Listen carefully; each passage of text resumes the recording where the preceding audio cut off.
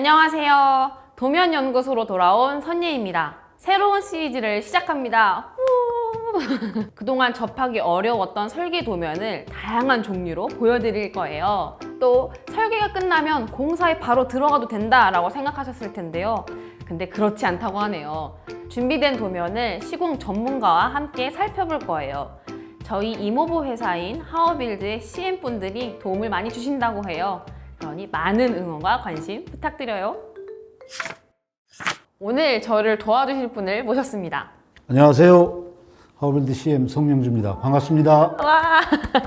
첫 번째 도면 연구는 상가주택입니다. 2021년 2월에 준공된 연면적 73평 그리고 지상 4층 규모의 상가주택 건물이에요. 1층은 근린생활시설인데 2층, 3층은 임대주거층이고 4층은 주인 세대가 거주하는 곳입니다. 준공된 건물 사진을 한번 보여드릴게요. 되게 멋스러워요. 중후한 느낌도 들면서도 그리고 또 밤에 조명을 켜고 봤을 때 느낌은 또 색다른 느낌을 주네요.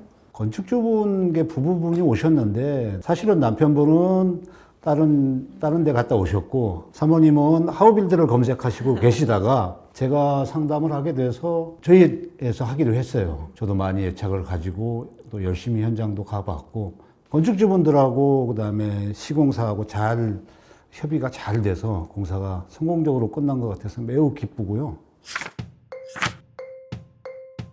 단면들을 한번 살펴볼게요. 근린생활시설과 그리고 주거시설의 층고의 높이가 굉장히 비슷하거든요. 3,200, 2,900. 진북 방향의 일주권 사선 제한 때문에 층고를 더 넓게 하면 개방감이 있어 좋겠지만은 아마 4층 부분이 망가질 거예요. 그러면 무조건 다 높일 수는 없어요. 그럼 층고의 높이는 어느 정도가 되나요? 평균적으로? 3m에서 3m 20 정도 층고를 잡고요. 그러면은 아마 천정고가 2,400 정도 나올 거예요. 키는 얼마나 돼요? 저 165 정도 됩니다.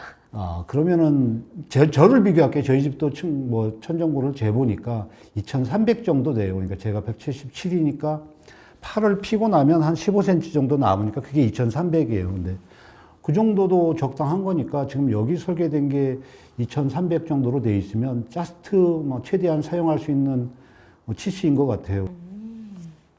근데 자스트가 뭐예요? 타이트하다 이렇게 보시면 돼요. 조심하겠습니다. 그리고 이제 겉모습을 확인을 했으니까 이제 본격적으로 1층 내부 평면도부터 살펴볼게요. 엘리베이터와 계단실을 포함한 건물의 코어 공간이 중심부에 있고 오른쪽에는 주차장이 있고 왼쪽에는 근린생활시설이 보여요. 평으로 얘기를 해보자면 안쪽으로 길게 한 11평 정도 되는 공간으로 보이네요. 11평 정도면 사실은 그렇게 크진 않아요. 평에 대한 치수 개념은 알아요? 평이 한 평이 3.3 제곱미터 이 정도라는 건 알고 있습니다. 한 평에 10,000원짜리 깔면 몇 장이나 깔을 수 있을 것 같아요? 가로 세로 길이를 알아야 되니까 모르겠는데요. 한 280장? 285장 이렇게 얘기하는데 그 당시 이제 제가 배웠을 때는 우리 사수가 얘기하기로는 한 평에 300만 원 이상 가면 비싼 거다 이렇게 배웠던 시절이에요. 근데 지금은 1,000만 원 1억씩 가고 그러니까 굉장히 비싼데 건물의 주 출입구를 통해서 위로 올라가 보겠습니다. 4층 주인층을 한번 살펴볼게요. 1층과 비교했을 때 확실히 도면이 되게 복잡한 느낌이 들어요. 크게 봤을 때는 건물의 코어 공간을 중심으로 해서 디귿자 형태로 약간 구성을 한 것 같아요, 공간을. 저는 구성은 좀 잘 된 것 같아요. 코어를 양쪽으로 나눠서 이쪽은 주방 거실이고 이쪽은 침실이니까 방 분리도 잘 된 것 같아서 좀 괜찮아 보입니다. 시공과 설계 약간 둘 다 어느 한쪽을 놓칠 수 없는 거네요. 누가 더 중요하다 이건 아닌 거지. 저는 무조건 시공이 더 중요합니다. 설계 도면이 아무리 잘 돼 있어 그걸 현실에서 구현하지 못하면 그냥 잘 그린 도면밖에 안 되는데 사실 현장에서 일하시는 분들이 그렇게 만들어내는 게 저는 더 중요하다고 생각해요. 확실히 시공 측면에서 보시다 보니까. 그러면 제가 내부는 이모부한테 배운 대로 한번 살펴보도록 하겠습니다. 일단 현관 여닫이 중문을 딱 열고 들어가면은 정면에 딱 거실이 먼저 보여요. 그리고 왼쪽에는 창이 나여 있고 그리고 테라스로 이어지는 문도 보이네요. 다락 공간을 표시하려고 한 건지 여기 경사천정이라고 표시가 되어 있어요. 저는 다락에 대한 로망이 있거든요. 아무래도 뭔가 아지트 같고. 다락이 있으면 손자, 손녀들이 와서 놀이터 공간으로도 활용한다고 그래서 굉장히 도움이 되고, 건축적으로도 다락을 하지 않고 평지부를 한다면 방수나 단열 문제들이 있는데 공간도 효율적으로 활용을 하고 마무리도 아주 잘 된 것 같아서 저는 괜찮습니다. 좋네요, 좋네요. 주방으로 한번 가보도록 할게요. 화구랑 싱크대 앞에 이렇게 창문이 이렇게 있고요. 무덕트 전열 교환기라고 설치가 되어 있는데 환기에 굉장히 많이 신경을 쓴 것 같아요. 다용도실을 보려고 했는데 갑이라고 써 있거든요. 저 이게 너무 궁금한 거 도대체 갑이 뭔가 이게 뭔가요? 몰라서 갑갑해요. 네. 아 밑에 있으시네요. 표기법이에요. 도면에 있는 건 갑종, 방화문 뭐 이렇게 해서 그냥 갑이라고 써놓은 거고, 화재에 우리가 있는 부분이나 뭐 피난로가 있는 부분들은 다 갑종 방화문을 쓰게 돼 있어요. 표시기호들 중에 아마 인면도를 한번 찾아보세요. 창문 부분에 삼각형 표시가 되어 있는 건 소방관 진입창이에요. 소방관이 불 끄러 가야 되는데 이게 안 열리는 거예요. 오, 그럼 안 되죠. 깨고 들어가기 쉽게 하자 그래서 기본 사이즈가 900에 1200 정도? 그렇게 표시된 건 유리들이 아마 조금 깨기 쉬운 유리로 바뀔 거예요. 설비 도면이나 뭐 이런 것들을 보면은 소화기 배치 뭐 이런 것들이 다 있으니까 나머지 도면도 함께 보셔야 도움이 될 것 같습니다. 거실 맞은편 방이랑 화장실을 한번 보려고 해요. 이제 어떤 마감 재료를 까는지 사실 보고 싶은데 여기에는 나오지 않는 것 같아요. 그죠? 이 앞에 보면은 아마 실내 재료 마감표 이런 게 있을 거예요. 그러면 그 실내 재료 마감표에는 천정, 벽, 바닥에 대해서 마감하는 방법이나 재료에 대해서 적어 놨어요. 그러니까 그거를 같이 보시면 될 것 같아요. 그러면 이해하기가 좀 쉽죠. 이 평면도에다가 거기 있는 재료를 다 적어 놓으면 도면이 너무 빽빽하고 복잡해져 가지고 뭐가 뭔지를 모를 거 아니에요. 그래서 그건 분리를 해서 적어 놓고, 또 단면도에도 조금 또 주 재료나 주 마감은 표시를 해 놓으니까 같이 보시면 될 것 같습니다. 제가 이렇게 살펴본 도면을 영준님 같은 전문가가 보면 좀 다르게 보인다고 들었어요. 절대 그런 거 없고요. 똑같이 보여요. 아, 그래요?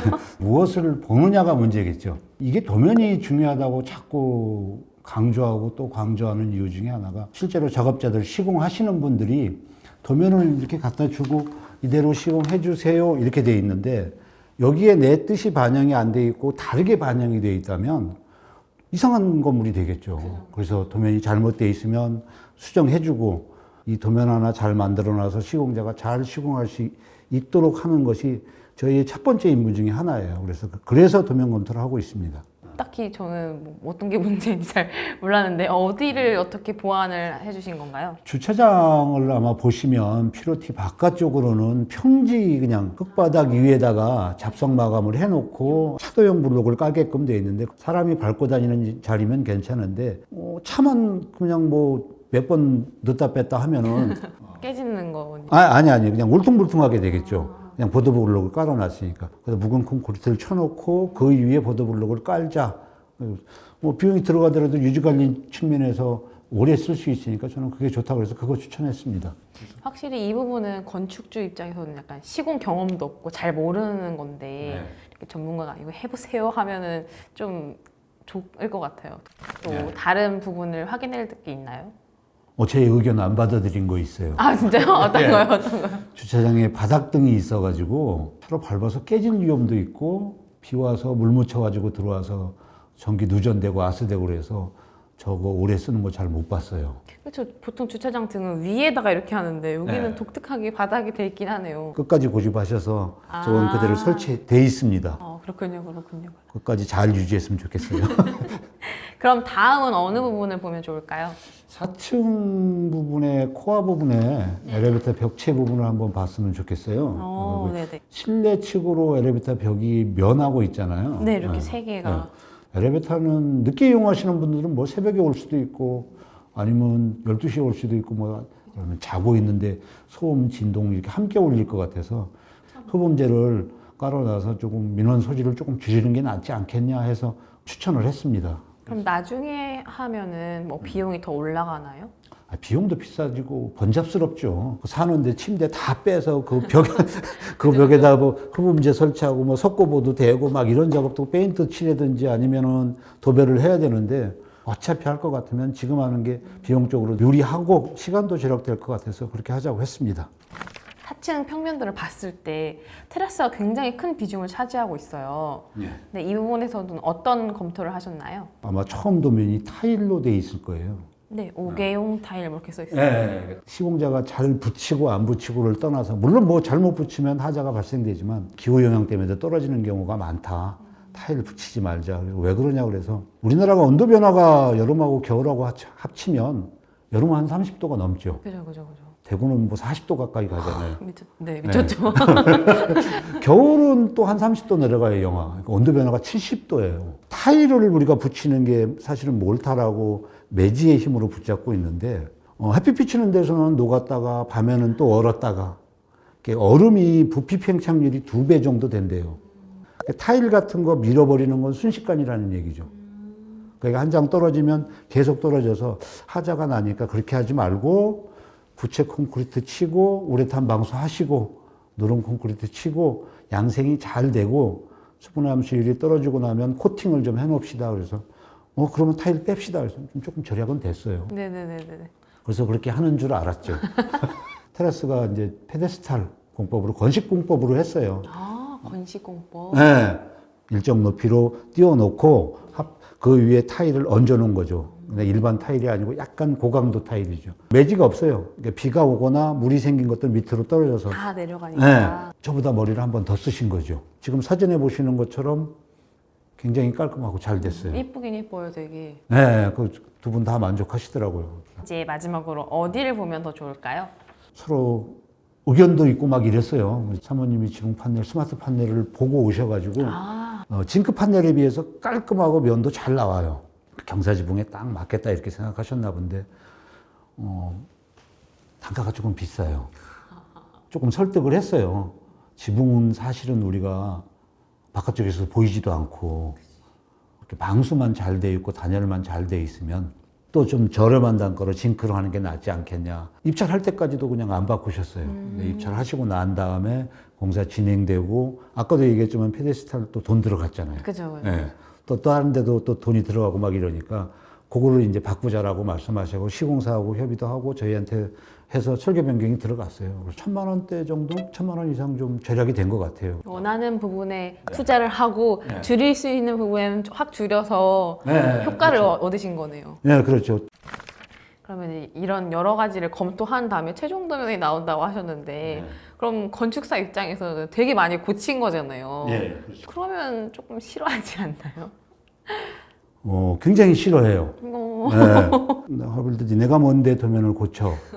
하지만은 건축주 입장에서 보면은 도면이 맞지 않고 비용이 비싼 것들은 바꿔서 하는 게 맞다면은 고쳐주기도 하고 이 건물에서는 아마 건축사가 잘 협조를 해서 바꿔달라는 건 바꿔줬고 현장에서 일어날 일들이 사실은 이 도면에서부터 시작되는 거거든요. 그게 뭐 한 수백 가지면 거의 한 90% 이상은 저희들이 다 줄이고 나머지 짜잘한 것만 현장에서 신경 쓸 것만 가지고 가야지 너무 문제가 많은 걸 가지고 가면 건축주들은 한없이 시달릴 수밖에 없어요. 그래서 뭐 10년 늙는다, 20년 늙는다 그러는데 그런 문제들을 꼭 하우빌드에 오셔서 검토를 받으시면 큰 문제가 없을 거니까 걱정하지 마십시오. 아, 좋네요. 건물의 종류와 규모가 달라지게 되면 시공 전문가분들이 검토해주는 내용도 많이 달라진다고 해요. 다음 편에는 지상 4층 규모의 상가 건물을 살펴볼 예정이에요. 많이 기대해주세요.